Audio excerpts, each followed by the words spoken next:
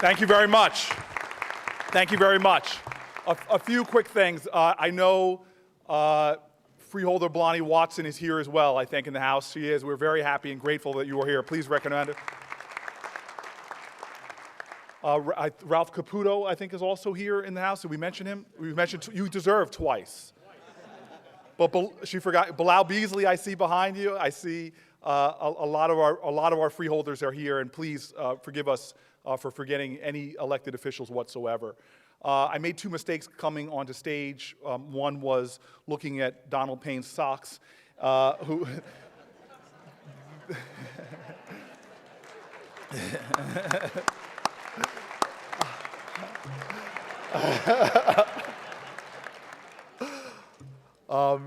In truth, Councilman Payne is proving to be a phenomenal leader and partner in our administration, and he always outdresses me, and his socks are the evidence of that. But the second thing I made the mistake of doing, which some people might not consider a mistake, is my parents are not here for my first State of the City address ever, and I got a call from my office today. Actually, I didn't get it. My assistant, Sharon Macklin, did, and was told that my pastor really wanted to see me. Now, I've never had a chance to meet with him before State of the City address, and he took me in the back room, and we sat and had prayer, and he broke my cool calm and got me a little emotional. And I want to share with you, is Pastor Jefferson here? Pastor Jefferson's up there. He reminded me of stories from the Old and New Testament, and he framed in many ways some of the thoughts that have been on my heart for the last year. He said that in the Bible it's clear that there are times where the going gets very tough, when all hope seems to be lost, when destruction literally is at the doorstep. And he said, Cory, those are Fridays. But remember, for every Friday, there is a Sunday, and a time of resurrection, a time of hope, a time where faith and sincere effort sees a realization. We in Newark had a tough 2010. It did seem like many challenges were at our doorstep. But I tell you right now, I believe, as my pastor said, that our city has a Sunday coming. So thank you, Pastor, for those words. And let me start by saying what is encouraging right now in the city of Newark, that on the issues that really matter, there is a profound sense of agreement and consensus in our city. On the one principal issue that we must focus on, from parents to principals, community activists, union heads, and most all of us, we share the same conviction that more than anything, we must do better for our children's education. With all of our pride in our city, with all we know in our hearts, we know that there will never be a great Newark unless there is a great public school system for our city. The fact that we don't have this does not mean it's time to point fingers at anyone, and it's certainly not a time to vilify teachers or principals, parents, or even governors, past or present. It's definitely not a time to attack our children. But now is a time more than ever that people of good heart and sincere mission, that we as a people come together and work together for change. Now, we must give a fair recognition to our collective history. When it comes to school improvement, we have heard it all before. Our recent history in Newark is littered with false promises, failed efforts, and frankly, a lot of cheap talk. There is not a parent in Newark who does not have a right to be deeply skeptical of anyone who has the audacity to stand up and say, hey, everybody, let's reform our schools.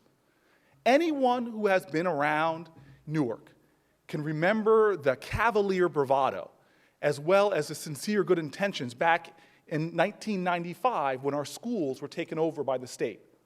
These folks and all of us who have that memory have a right to be skeptical, frustrated, and even discouraged.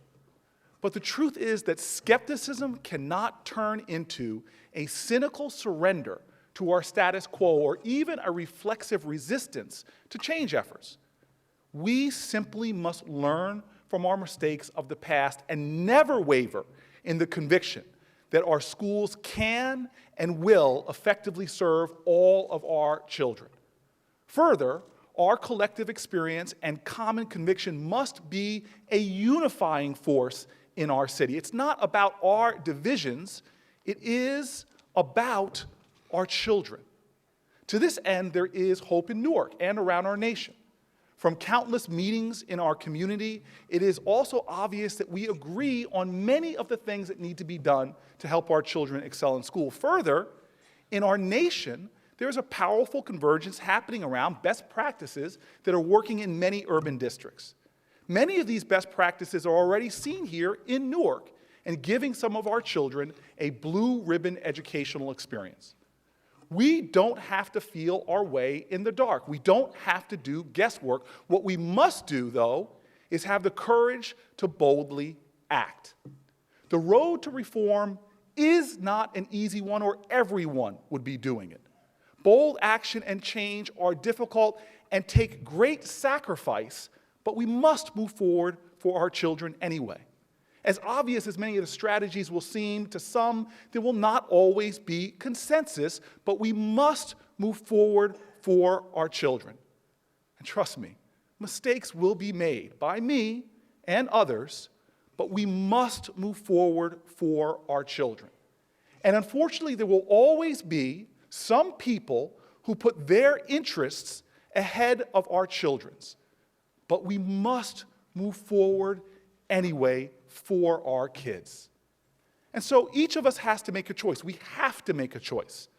Sitting on the sidelines and doing nothing, saying nothing, and standing for nothing is not an option. We have to make the choice that if you are happy with the status quo and think our schools are getting the job done, then be a defender of what is.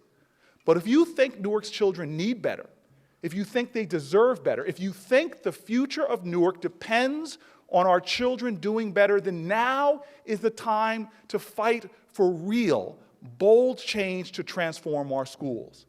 It is the time to join together with others despite past differences in a more unified Newark, in a more unified effort to make change happen now.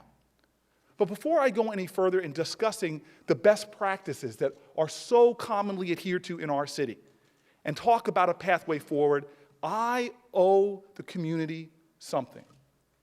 Because of our history of false starts and failed initiatives, I have an obligation to address those skeptics, those people of good conscience who rightfully have concerns.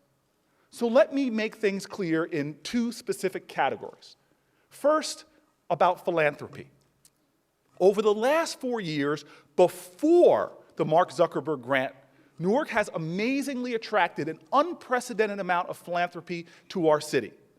This uptick in philanthropic support of over $90 million in the last 4 years is unprecedented for a city our size and has helped us build new parks, 45 acres of new parks all over our city.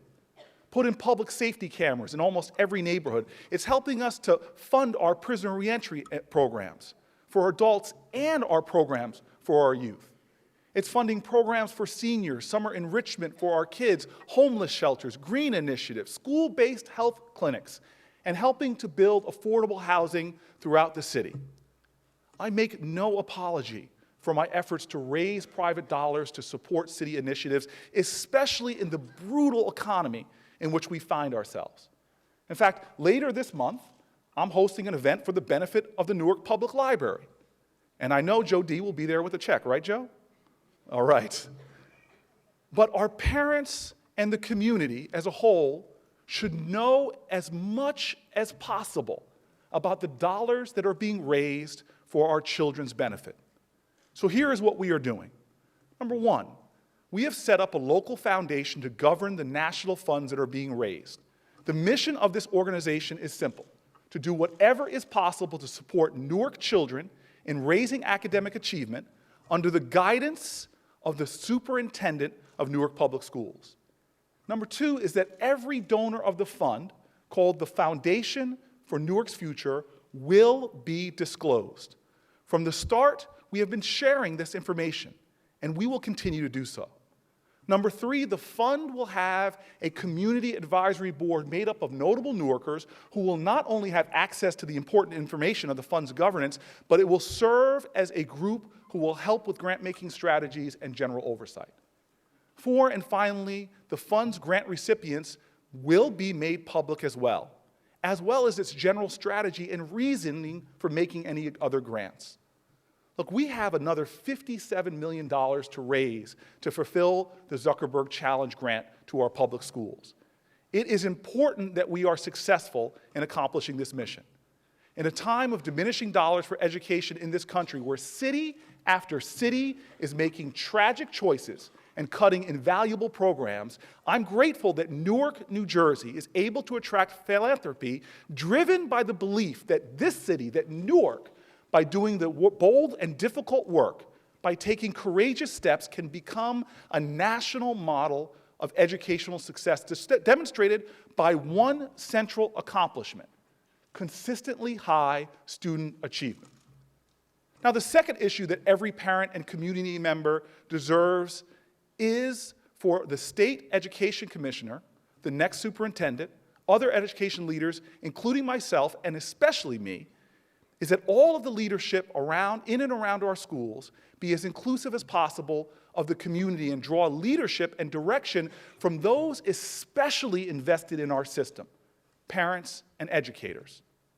Bold action, even if it is the best practices, can't come out of a black box where there is no community support or inclusion. This doesn't mean getting unanimous popular votes on every action. It doesn't mean that tough and even unpopular decisions will have to be made.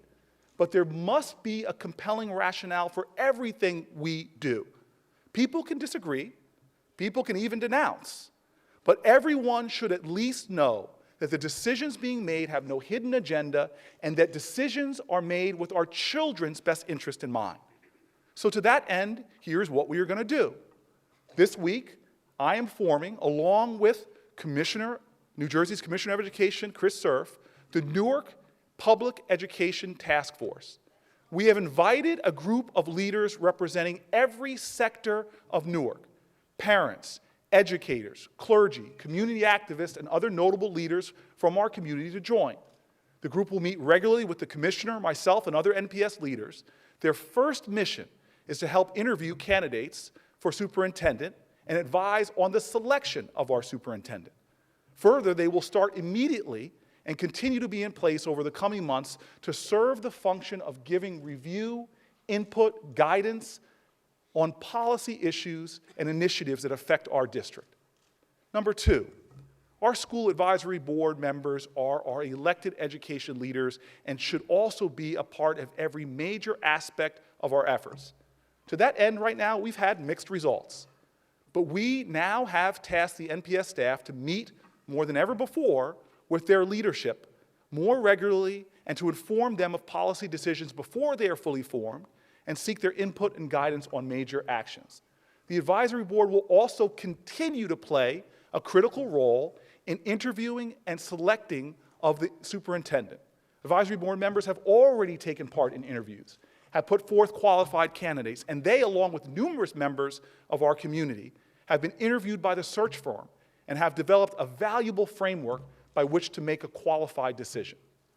And finally, until and I'm sure even after the superintendent is chosen, Commissioner Cerf, Deputy Commissioner Rochelle Hendricks, Interim Superintendent Debbie Terrell, and NPS staff and myself will be out in the community. Over the past few weeks alone, we've had numerous meetings with stakeholders and community groups, building on dozens of community meetings and forums that were held at the end of last year. But now, as we move forward with specific reform efforts, it is even more critical that NPS leaders, our state commissioner and myself, continue the efforts of community engagement.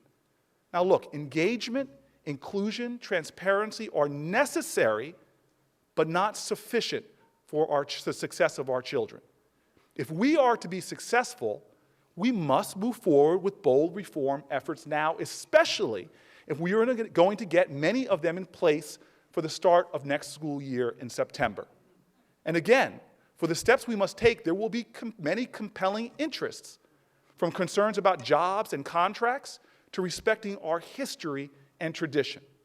But we all must agree that when any of these interests conflict with what is best for our children, that our children's interests must always come first. This must be our agenda, to not compromise anything when it comes to what is best for our kids.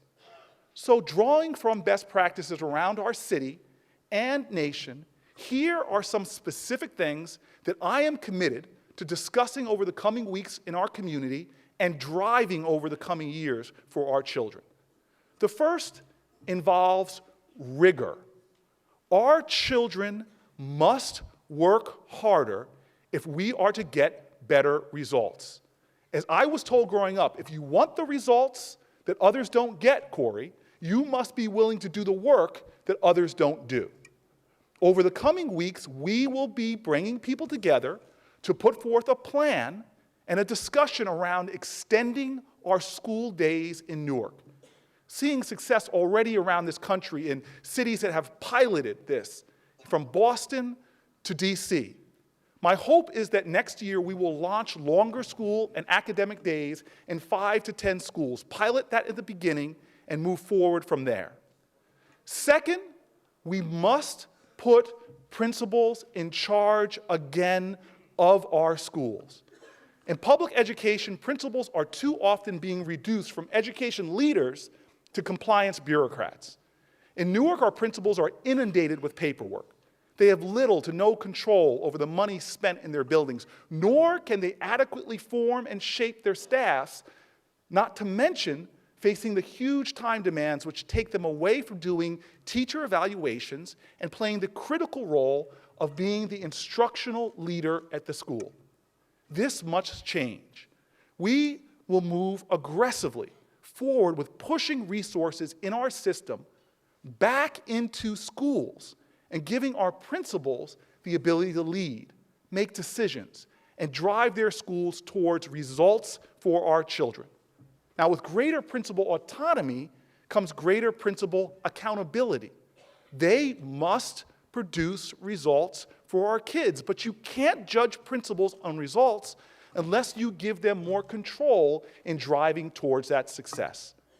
Third, studies show that the most important determinant for a child's success in a school is the teacher. We must do more within our system to attract, retain, support, and reward our teachers. And where there is a consistently poorly performing teacher, we must do more to remove them from our classrooms.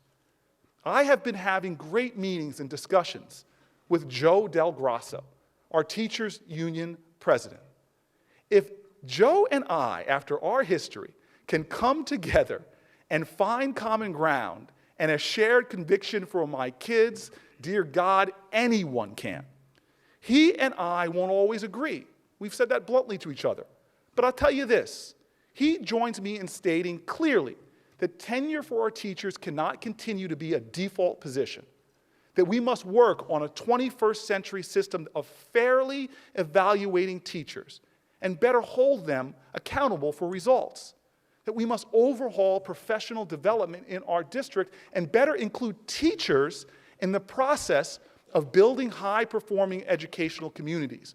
Because if there's anything I've learned from listening to teachers over the last 6 months, it is that they can tell you the low-performing teachers in their school building, and their professional pride wants them out of their schools as much as anyone.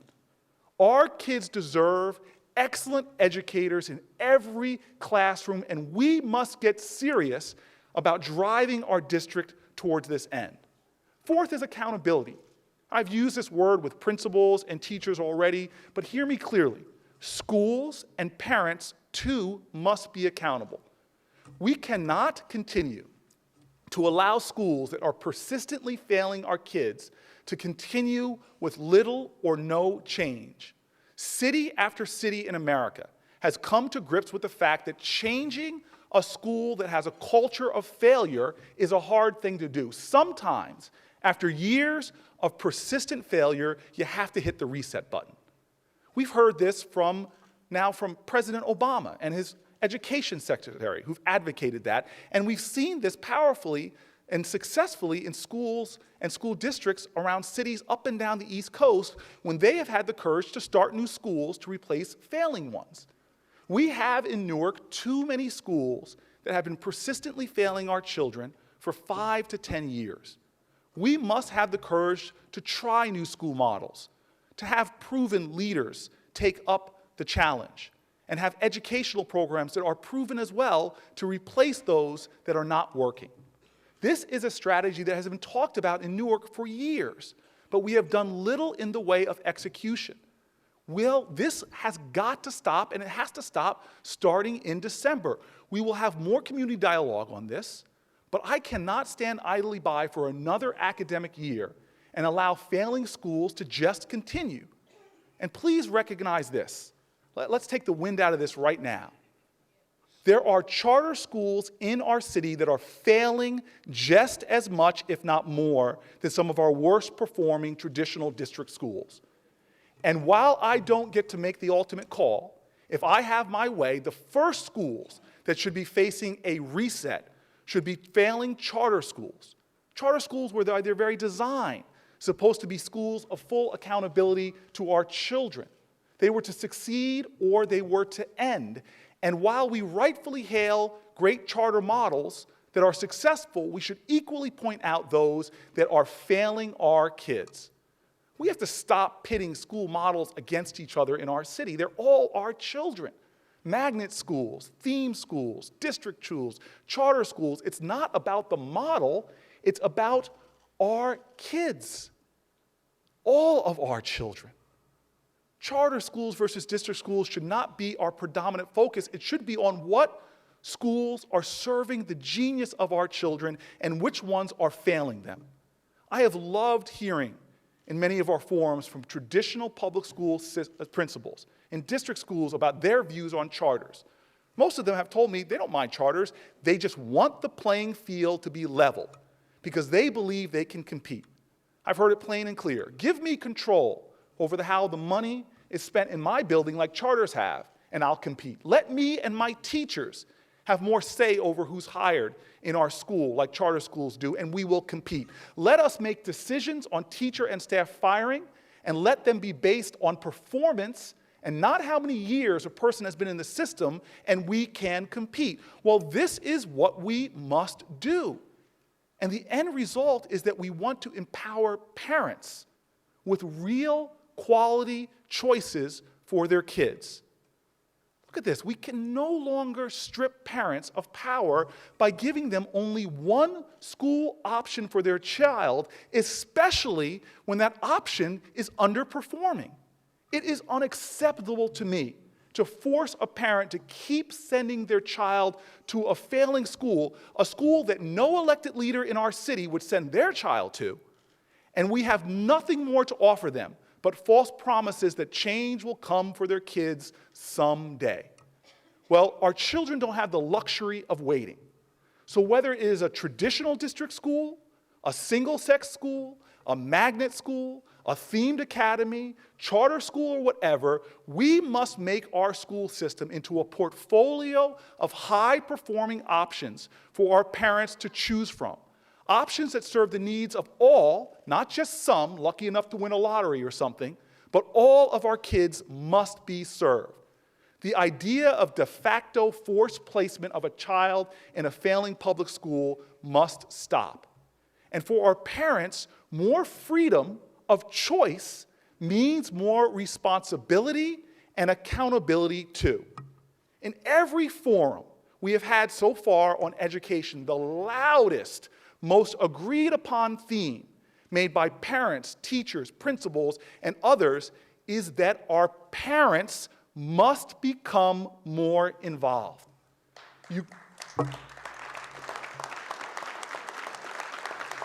can't just send your kid to school after they've been up until 2 a.m. watching TV, or worse, hanging out in the streets, and expect them to learn. You can't turn your head to your child's absences and tardiness and then blame the school for not educating them.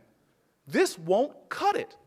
If we are going to have extraordinary educational results in Newark, then we all know we need extraordinary change in our schools and extraordinary change at home and in our communities.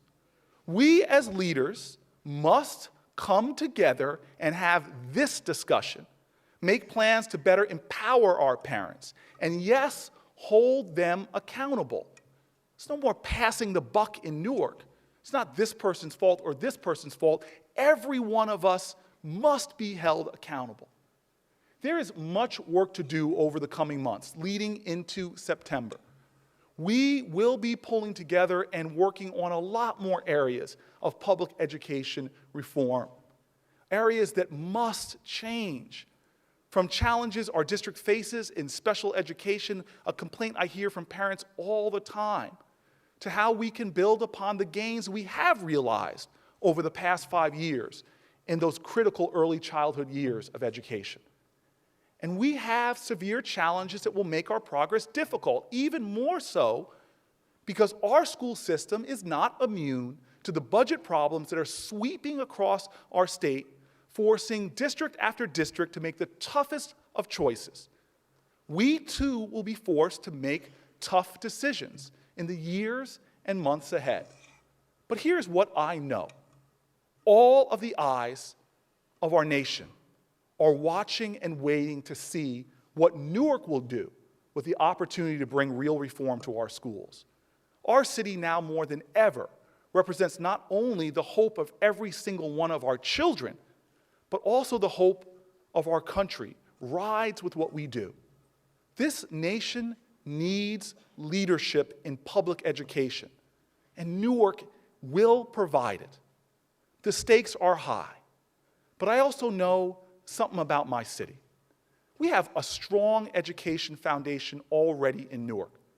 We have schools of excellence already in the city that are leading the pack in our state, and I know, some of the graduates are in this room, we have a history not too long ago where schools like Southside, Barringer, and Weequahic resonated across the nation as beacons of educational excellence.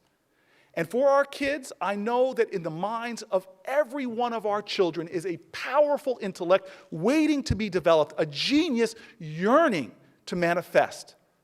And there is a heart and spirit in our city that knows the truth about freedom, that freedom in America can't be achieved in any other way but by liberating the power of our children's minds through great public education. I know that given the challenges that struggling urban districts all around our country are facing and wrestling with, that many people might say our bold ambitions for our public schools are impossible, that we're dreaming too big. Well, I know Newark. Our city has a more than 300-year history that is a glorious and glowing testimony to the achievement of the impossible. This is Newark, New Jersey. So let us take heart in a mantra from the generation of leadership before me. For our democracy to ever truly work, American cities must create a great public school system for all its children.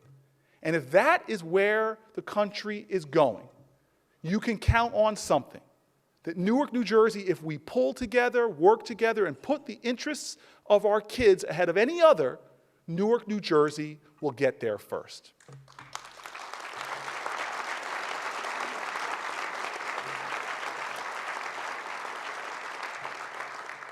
So as I said in reference to my powerful dialogue with Pastor Jefferson before I came out here, 2010 was a challenging year for our city's financial well-being.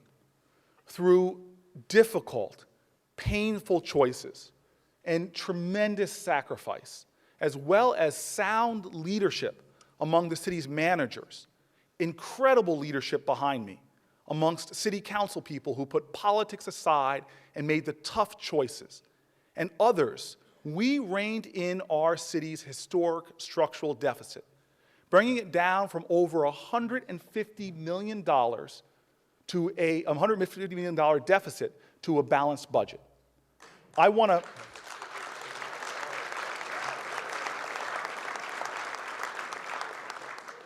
to thank again, and this is why it was so important that we name the county freeholders. I didn't say Sammy Gonzalez was here as well. So important that I named the county freeholders. Because if it was not for the county freeholders, and if it was not for County Executive Joseph DiVincenzo, we would not have gotten through the budget crisis of last year. Would you please give them a round of applause?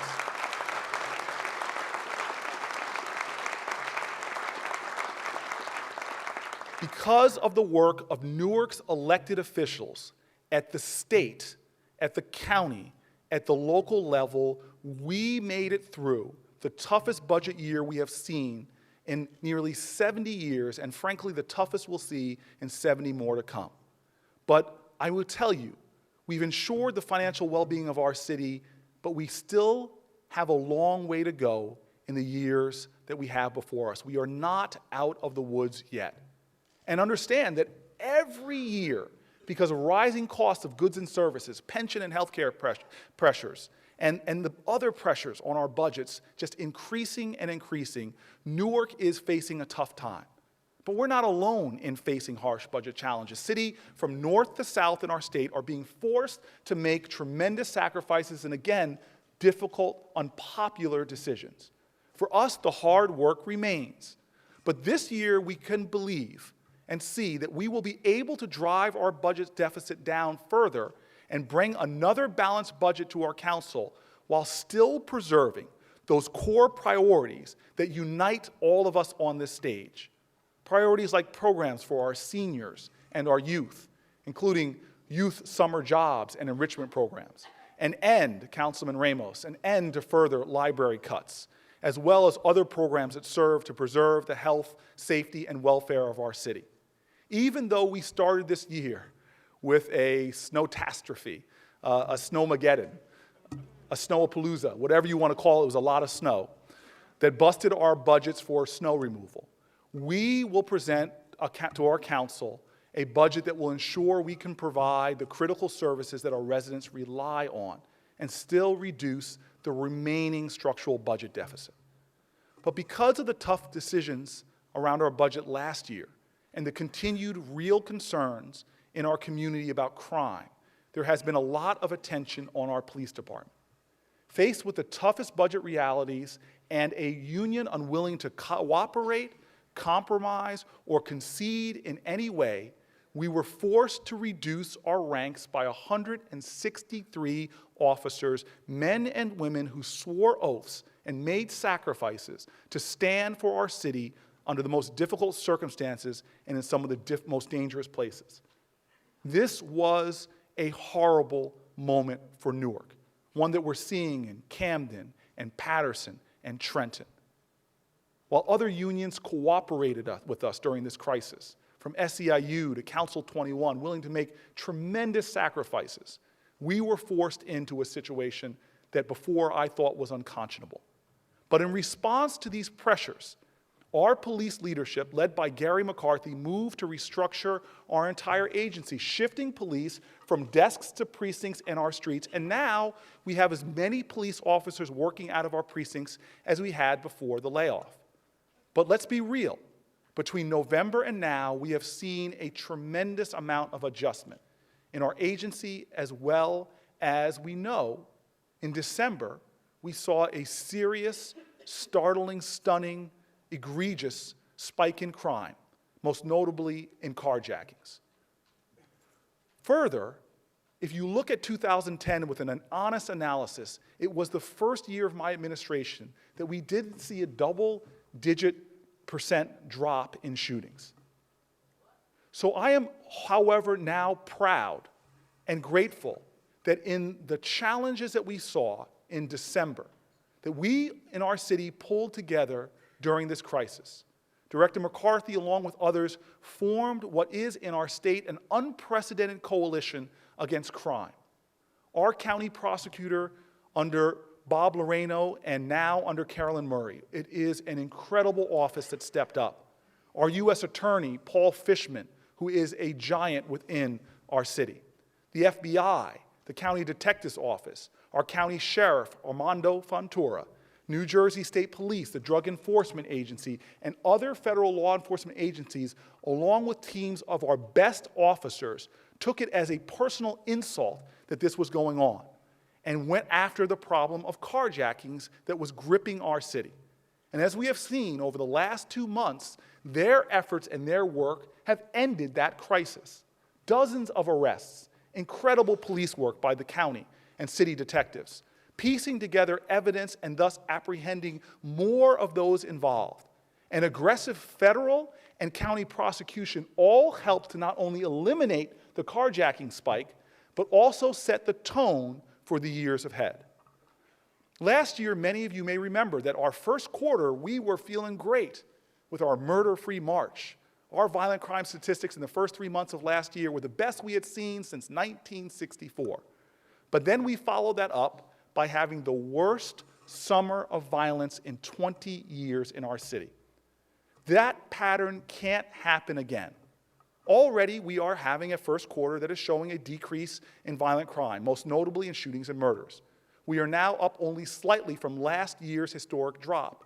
But this year, we must be better prepared for the summer months. So there's 2 things I want to talk about. First, our coalition that was so successful against carjacking will now focus their attention and strategies. This unprecedented group of law enforcement experts and resources will muster their conviction on making sure that the warmer months in Newark are not marred by violence as we saw last year.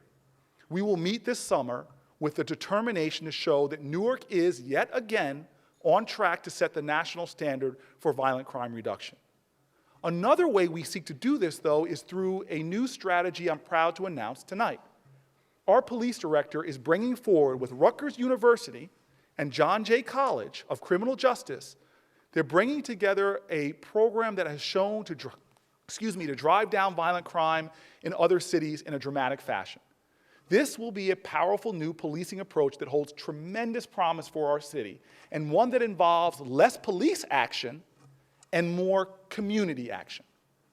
Currently, we are locking up hundreds and hundreds of people who are involved in gangs and drugs.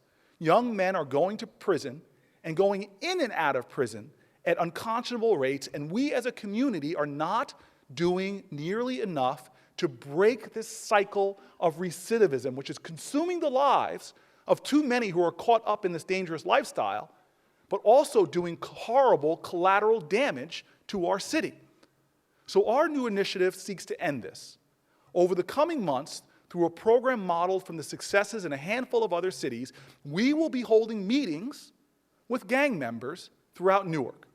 Hosting these meetings will not principally be police, but hosting the meeting will be members the gangs will recognize, people they will know, people who have community credibility.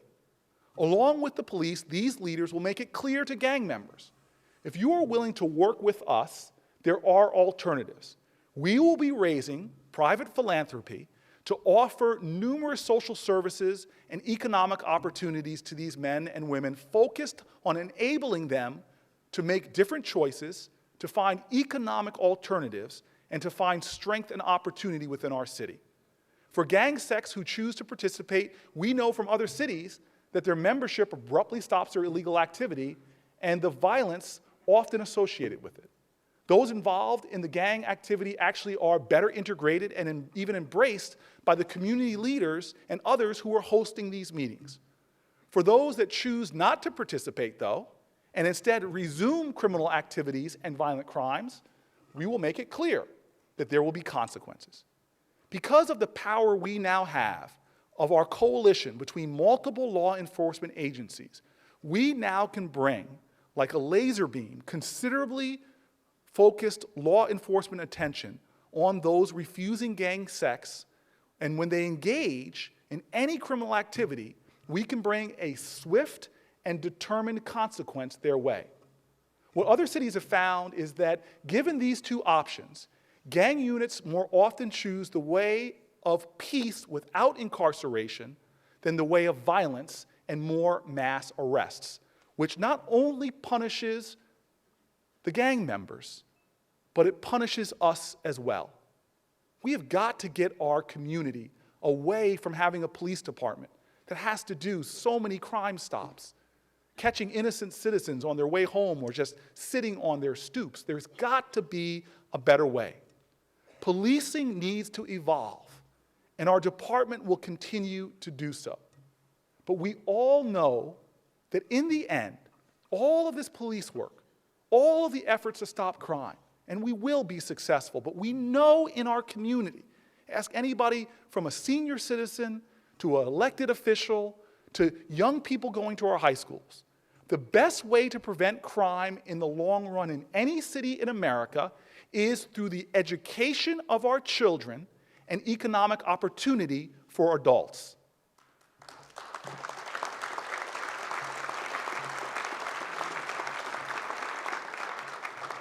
The opportunity we must create in our city must be opportunity for all. And I'm proud to announce tremendous progress tonight in creating jobs and housing and economic growth in our city. One of our major strategies in my first term, working with our city council, who's just as determined as I was to make capital available to entrepreneurs from our city and community who sought to open or expand businesses. Since 2006, Brick City Development Corporation and the Newark Urban Enterprise Zone have committed over $14 million in loans to local entrepreneurs and key projects. You can see so many businesses now that have been affected by those resources and that capital made available.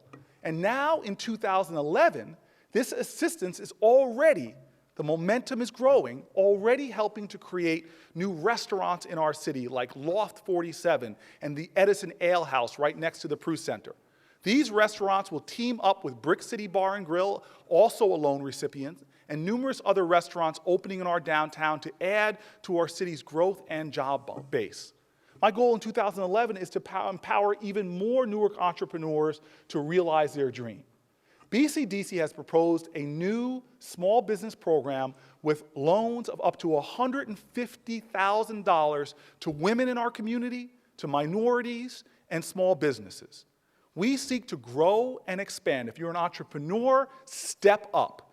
And we will start a new effort to help small and minority contractors too. With all this construction going on, we've got to get local contractors able to break into the construction industry.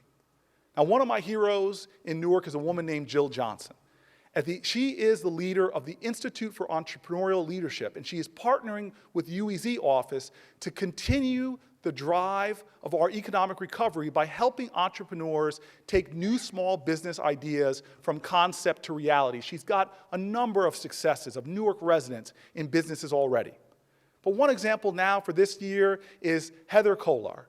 She is a South Ward resident and the owner, I love the name, of Diamond Doobies, a boutique organic hair salon at 188 Market Street. She joins other entrepreneurs as courageous models for our city, investing their capital in their dreams and creating jobs, wealth, and growth for us all. Heather, you're here tonight. Would you please stand up so we can all recognize you for what you've done? Where are you, Heather?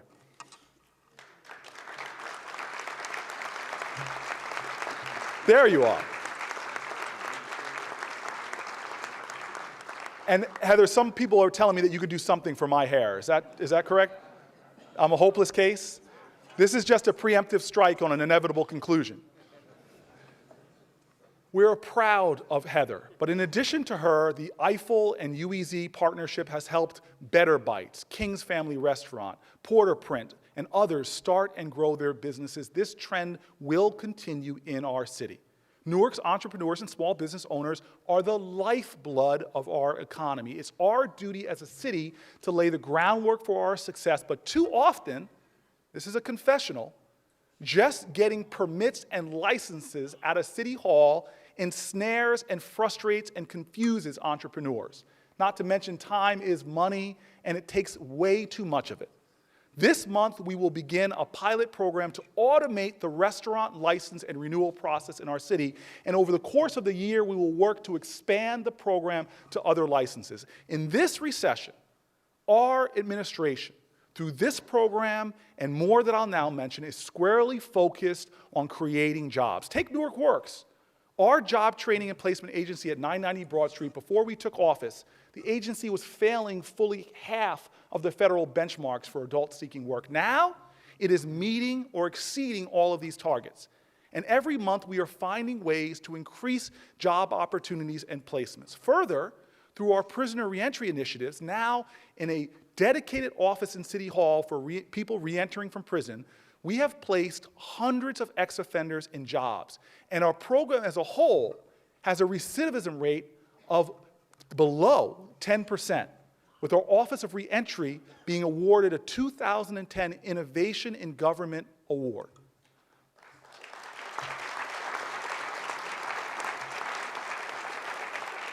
But I believe, and this is where I get excited, I believe we can go beyond traditional job training and placement to create collaborations that lead to new jobs for our residents. In this 21st century, it's moving so fast. If you're looking for work, you shouldn't have to search in the same old places. And once hired, you shouldn't have to clock in and out in the same old ways. We should be inventing new opportunities and new ways to go about this. We should be able to go beyond bricks and mortar and draw upon the information and communication technology of today to create new kinds of opportunities for our residents. So I'm incredibly pleased to report that tonight that we are partnering with an amazing company called LiveOps. LiveOps is a virtual call center hiring people to work from home and set their own schedules. Our goal this year is to hire more than 100 of our residents to work for LiveOps, and for hundreds and hundreds of more Newarkers to find such 21st century employment in the years ahead. Now, I love LiveOps. They're from friends of mine in Silicon Valley, connected me with the company, and I have to say, they have actually challenged us.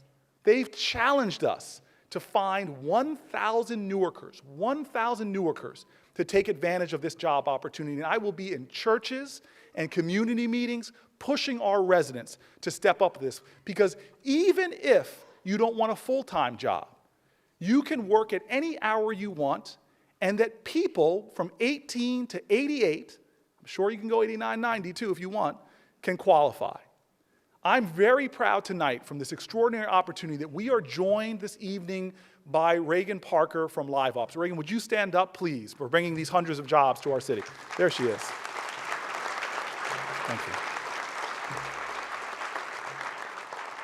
LiveOps and some of the company's newest employees, Newark residents Daryl Harvey and Sharon Smith, are often here. Daryl, you're one of the first ones. Sharon, are you here? Please stand up. There you are in the back. Congratulations on your jobs.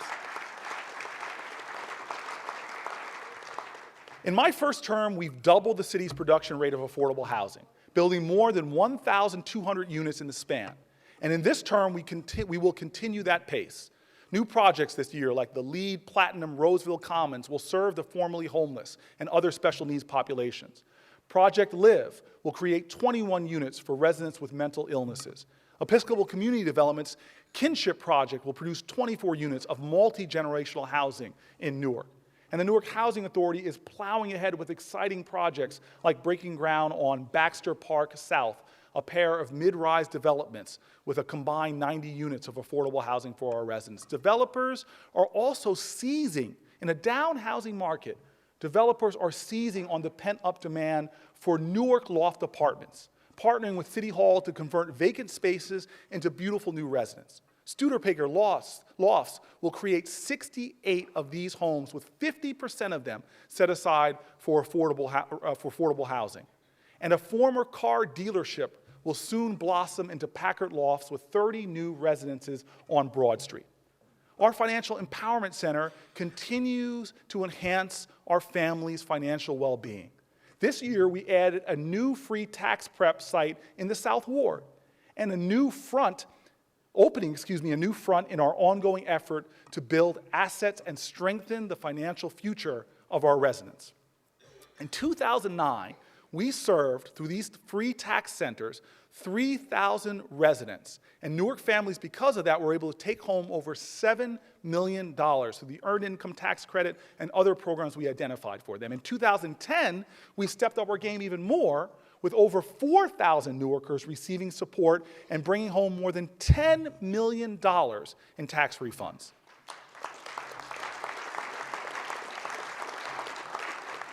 And we are going to keep innovating to find new methods of grassroots financial empowerment. Look at this. In 2010, we introduced Financial Aid U, a resource for first-generation college students to get connected to the scholarships and aid that they're eligible for. In 2011, we're going to add another pretty powerful tool. We're launching Save USA in 2 locations in Newark. It's a simple idea to help our residents save for the future. If you qualify for our free tax prep and sign up for a special savings account, we will give you a dollar match for every $2 you save out of your refund. I can't think of any other place in America right now that you can get literally free money for the money you save. It is a great program for grassroots financial empowerment. Now, I've also heard from residents all over the city the call for better access to fresh food, as my Deputy Mayor, Margarita Muniz, is leading our charge and getting our city fit and moving. We know that access to fresh fruits and vegetables is critical. There are too many food deserts in our city.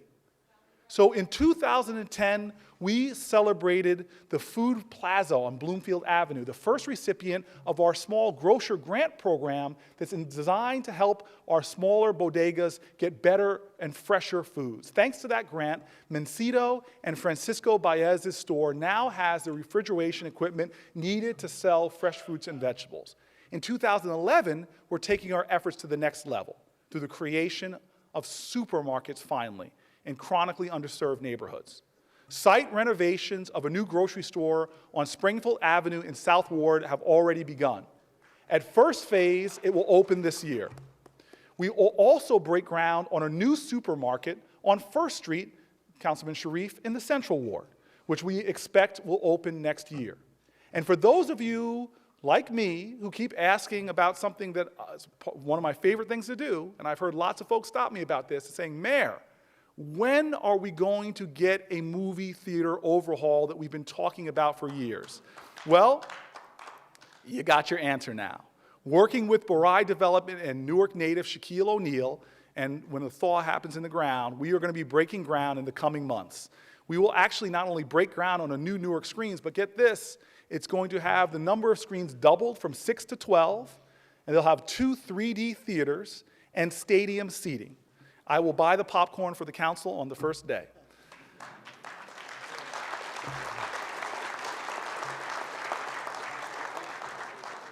So the NCAA tournament and March Madness we now know is coming to Newark, and we're going to have a lot of fun that week. But here's a new twist that we're putting on March Madness in our city. Much of the merchandise sold during that tournament is going to have an interesting label on it. It's going to say, Made in Newark. Because believe it or not, Newark has over 300. Go ahead.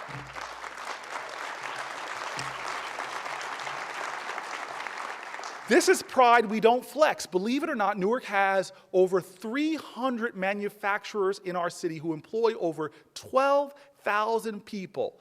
Everything is made here in Newark, from baseball caps to one of the biggest producers in our nation of cowboy hats, from vanilla extract canisters to beer bottles, from school uniforms worn across the region to U.S. Army uniforms that are worn across the globe. They're made here in Newark. We are going to build on our manufacturing center here in America, not overseas. Newark is going to make it, and we are going to grow. And I want to thank a manufacturer in our city who hires our resident, who came up with this idea and pushed us to bring our manufacturers together to do business-to-business opportunities, find better access to capital, and to expand jobs. That man has a company in our city employing our residents called Unionware, and a man helping us take our manufacturing pride back, would you please stand up for applause, is Mitch Kahn. Please stand up, Mitch.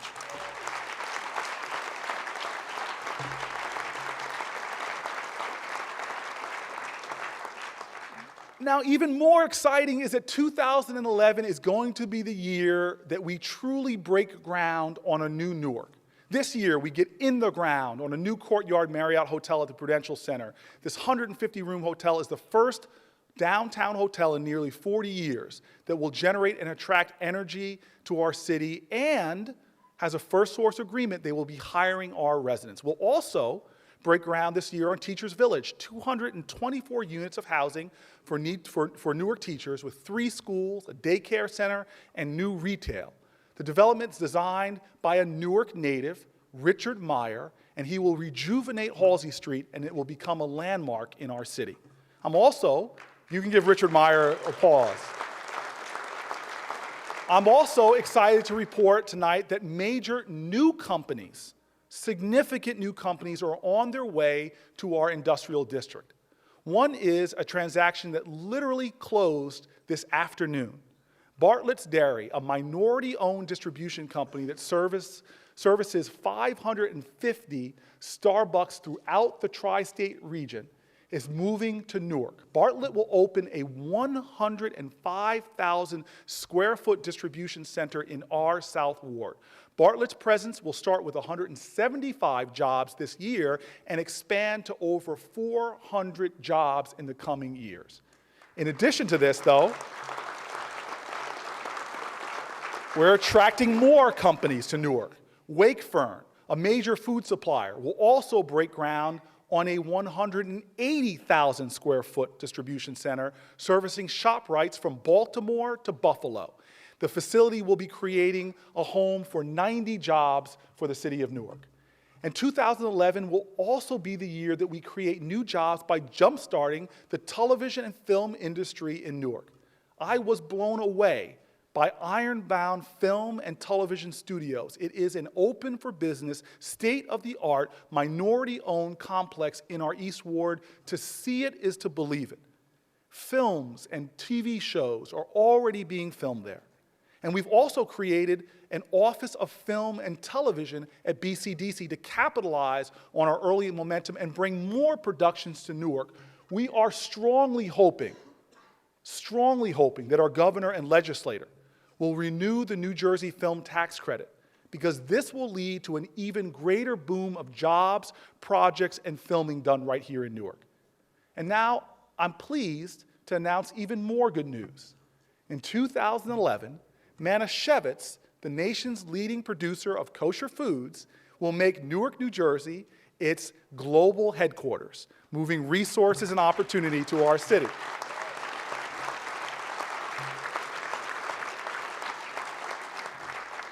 Councilman Payne's so excited, he said he'll go kosher for a day. Standard Chartered Bank is also bringing an additional 125 jobs to the city and expanding their presence in Newark. Audible.com is doubling down in Newark and adding 25,000 square feet while expanding its Newark workforce. All of these businesses expanding in Newark, coming to Newark. I want to thank some of the people in the audience today that are principal partners for making this happen. Rich Tucker, Ron Bate, Josh Canis, David Forum, Chris Johnson, Randall Copeland, Patty Fuster, and Donald Katz from Audible.com are representatives of these newest companies and projects. Would you all please stand up and let us give you a Newark form of gratitude.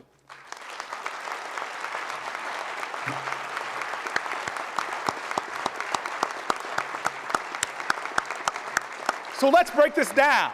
Let's break this down on what it means for our cities. What do all of these new headquarters and distribution centers and homes being built in the worst housing economy we have seen in a generation, what does it mean for Newarkers? Well, get this. Taken together, our new projects represent approximately $500 million of development, producing 1.25 million square feet of new space being added in Newark. And the most important part in this economy for our residents is jobs, jobs, jobs. These programs constitute 1,500 construction jobs, plus, especially if we answer Live Ops Challenge, over 1,200 permanent positions. This is incredible success for our city. Newark in urban New Jersey is sprinting out, showing that we are going through tough times, but we are going to higher ground and doing it together. Now, there are so many partners that I need to thank.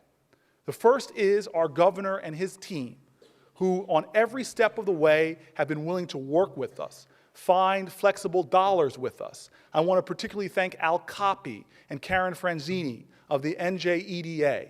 I want to thank Lori Griffa of DCA. And I want to thank, and many of them are here, from our assembly people to our state senators, these guys and women, Senator Teresa Ruiz, forgive me, these men and women are out there every day blocking and tackling, helping us to get opportunity to come to our city. There's one guy, I just don't think he ever sleeps. Maybe this is why he's still single. But I want to particularly thank Assemblyman Albert Coutinho for the incredible work that you're doing. And somebody find him a wife, please. I want to also thank, give them applause, please.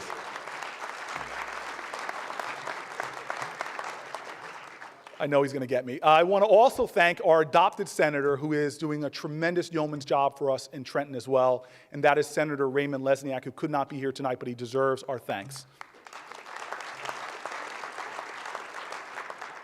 All of our partners know the truth of Newark, and we're going to see the cranes rising in our city. There is a building boom that's starting to unfold in Newark, and that building boom is going to benefit our residents first, but it's also going to benefit the entire state. 2011 is the year when, after all of the planning, the pushing, and the promoting of our city, that we truly begin digging and drilling and dazzling. Ladies and gentlemen, this is Newark's groundbreaking year. We still have challenges, though. Our work is not done, but the dream has been deferred long enough. It is time for us to claim our truth and let the world see it made real. Last year's savage circumstances tried to knock our city to its knees, but here we are, standing tall, bruised but not broken, a city that will never bow or break. Nor will Newark ever be content with crawling or walking when we know that this city is called to soar, to lead, to show the way out of the darkness. Our city was founded in faith and forged by the faithful. We remain steadfast and determined with an indomitable will and unyielding love. We know that hope in Newark is flourishing. As has been said in the song of our ancestors, out from the gloomy past, till now we stand at last, where the white gleam of our bright star is cast. Ladies and gentlemen, in 2011, the state of our city is poised and ready. Bring on the challenges. We will fight them. Bring on the mountain. We will climb it. Let the cynics shout and the critics pout. But Newark will claim its rightful and glorious future. Of this, I have no doubt. Thank you.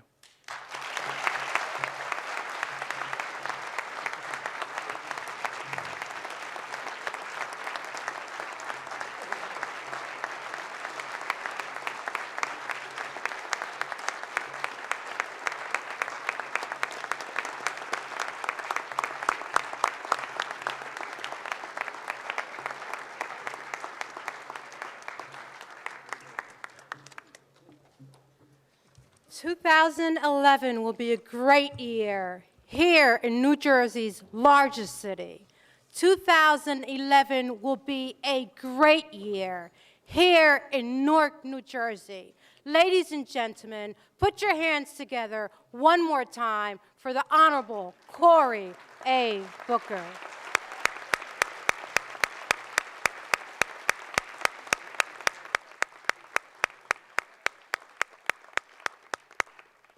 And So, ladies and gentlemen, we know that a woman's job is never done.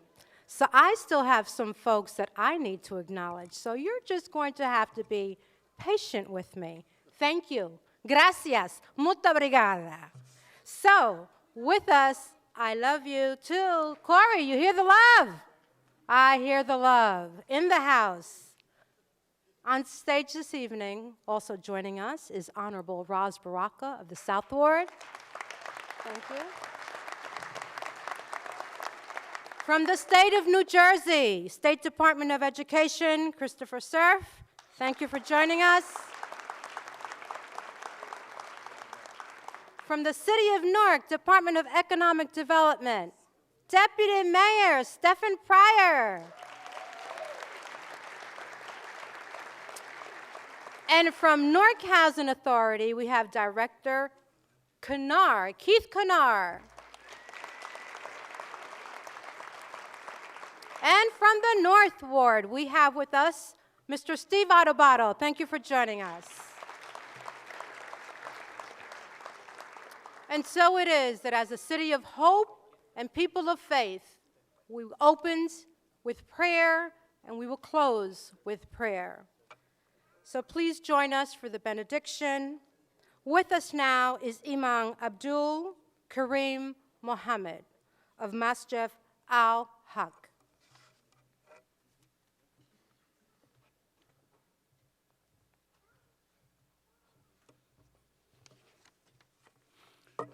Let us pray. Our Creator, the merciful benefactor, the merciful Redeemer, who opens for all people a way to have good conscience and a good life. Bless us to always have the excellence of the human spirit, and we can see that goodness is on the rise. Bless us to continue to grow as a people of faith, taking pride in human decency, industry, and service. Grant that we always have a good life. Bless us to always have more hope than troubles. And help us to restore respect for God and religion. Bless us to always cherish our freedom. And we ask you to bless our homes, our families, our parents, our teachers, our students, our schools and institutions, and our burdened inner cities and our troubled youth to never be without hope or direction. Help us to love neighbors as yourself and to help neighbors as yourself. Merciful Creator, bring all citizen and government officials together to live as many in one for a global community of peace, liberty, and social and economic justice for all. Help us understand we are all descendants from the same ancestry, and we have a common and collective life that we all share. You made us from one soul, from one spirit. Help us become a more stronger and greater city and people.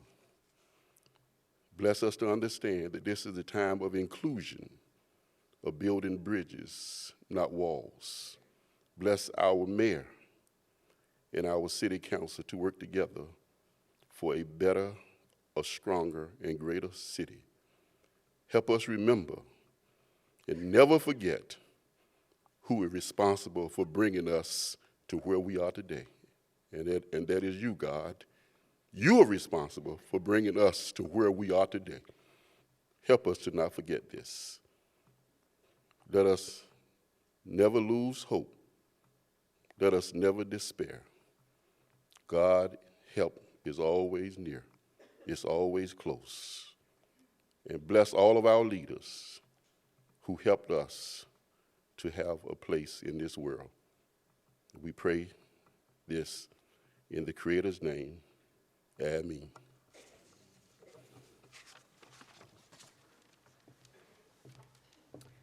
Ladies and gentlemen, this concludes this evening program. May you go in peace and shine your light.